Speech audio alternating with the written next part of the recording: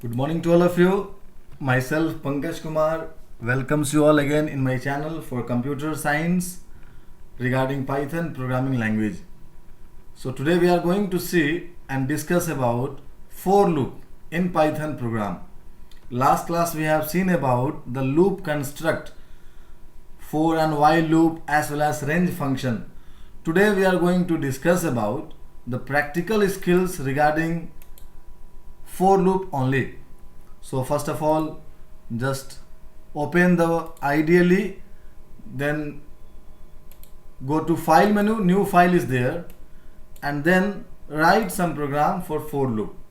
So I'm going to give the topic as basic program on for loop construct. Okay, so we have already seen the syntax regarding for loop. For loop के लिए syntax का क्या इस्तेमाल करते थे हम लोग? लिखते थे हम लोग सिंटेक्स में फोर वेरिएबल या वैल्यू इन सीक्वेंस. ये हमारा सिंटेक्स था फोर लूप का. This is the syntax for for loop. तो इसी सिंटेक्स पे आज हम लोग देखने जा रहे हैं प्रोग्राम स्ट्रक्चर, उसका प्रोग्राम कैसे करते हैं हम लोग. ठीक है, तो हम लोग बेसिक प्रोग्राम से देखते हैं. सबसे पहले देखते हैं फॉर आई इन रेंज, और इसमें हम इनपुट कर दिए हैं 10. तो हम जानते हैं कि रेंज जो फंक्शन है वो 0 से लेकर के अपर लिमिट का एक कम, मतलब 10-1 n-1 तक वो वैल्यू को रिपीट करके हमको देगा, वैल्यू को प्रिंट करके देगा. यहाँ पे प्रिंट कर दिए हम लोग आई, और हम चाहते हैं कि सारा वैल्यू जो है वो एक ही लाइन में प्रिंट हो. इसके लिए हम लोग एंड का यहाँ पे इस्तेमाल कर रहे हैं. अब इसको हम लोग सेव कर लेते हैं. फाइल में जाइए, सेव एस में करिए, और डेस्कटॉप पे जाइए. इसको हम लोग सेव करते हैं loop.py. अब इसको हम लोग रन करते हैं. देखिए फॉर आई इन रेंज 10, मतलब ये जो है, ये जो चलेगा, इसका ड्राई रन देखिएगा. इसका ड्राई रन जो रहेगा, ड्राई रन कंप्यूटर साइंस में बहुत इंपॉर्टेंट है. ड्राई रन वो एक एक पार्ट रन करके हमको शो करता है कि कैसे ये प्रोग्राम एग्जीक्यूट करता है.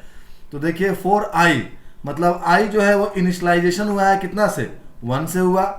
अब जो है आई 1 से चलेगा, फिर आई 2 हो जाएगा, फिर आई 3 पे चलेगा, फिर 4 पे, 5, 6, 7, 8 और 9.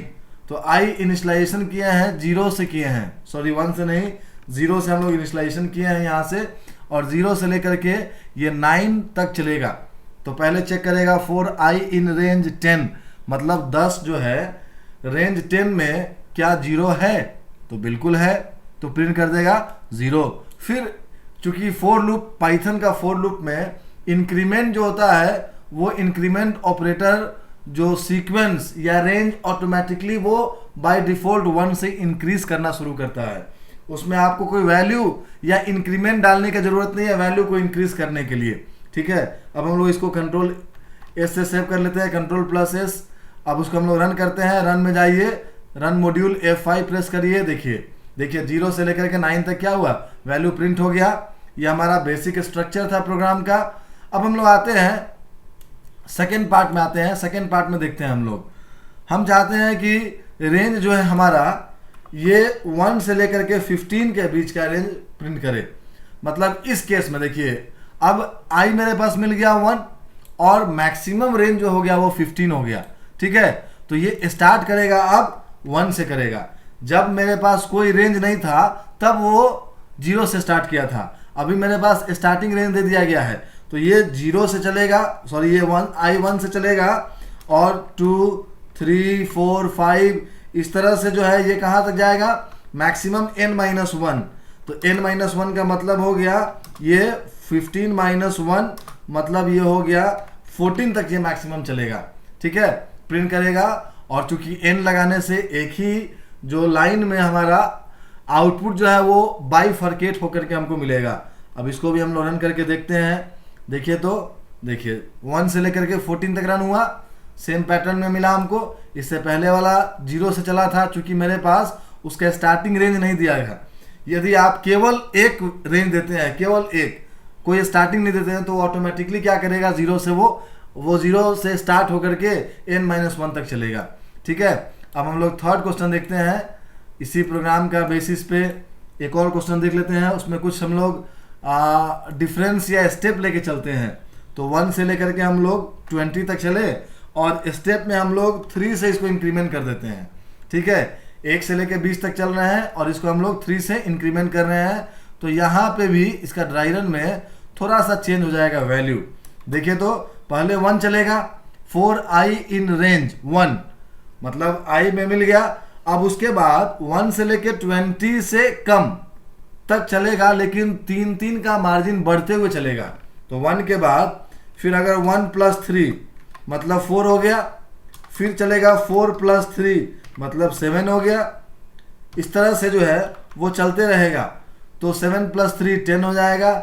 ठीक है, 10 + 3 13 हो जाएगा, 13 + 3 ये हो जाएगा 16 और 16 + 3 19, 19 + 3 वो 22 जो कि रेंज से बाहर हो गया, तो वहां तक नहीं जाएगा वो। ठीक है, अब इसको हम लोग रन करके देखते हैं इसका आउटपुट क्या आता है। देखिए 1 4 7 10 मतलब ये पहला जो वैल्यू आया है वो हमारा फर्स्ट रेंज था 1। उसके बाद जो वैल्यू आया 4 आया यहाँ पे, वो किसके रिगार्डिंग आया है, 1 + 3 मतलब डिफरेंस था मेरे पास। ये स्टेप था, स्टेप में कितना से बढ़ना था, 3 से बढ़ने के लिए यहाँ पे यूजर रेंज का वैल्यू डाला हुआ है। यदि ये 3 नहीं डालता तो वो ऑटोमेटिकली 1 से बढ़ना शुरू करता। तो इस प्रकार से हम लोग देखते हैं बेसिक फॉर लूप का यूज कैसे करते हैं हम लोग फंक्शन के द्वारा, रेंज फंक्शन के द्वारा। ठीक है, नेक्स्ट क्लास में हम लोग देखेंगे और भी फॉर लूप का यूज कैसे हम लोग इस्तेमाल करते हैं फॉर लूप को प्रोग्राम स्ट्रक्चर के लिए, और उसमें कितना शॉर्ट कोड बन जाता है हमारा ये रेंज फंक्शन, कितना आसान कर देता है हमको कोड बनाने के लिए। सो आज के लिए इतना ही रहने देते हैं। तो बिल्कुल चैनल को आप लाइक करिए, सब्सक्राइब करिए, शेयर करिए और जितना ज़्यादा बेनिफिट हो उसका बेनिफिट उठाइए, ताकि आपका बोर्ड एग्जाम बहुत अच्छा रहे, अच्छा मार्क्स आए आपको और आपका भविष्य बहुत सुनहरा रहे, अच्छे रहे। So thank you all again.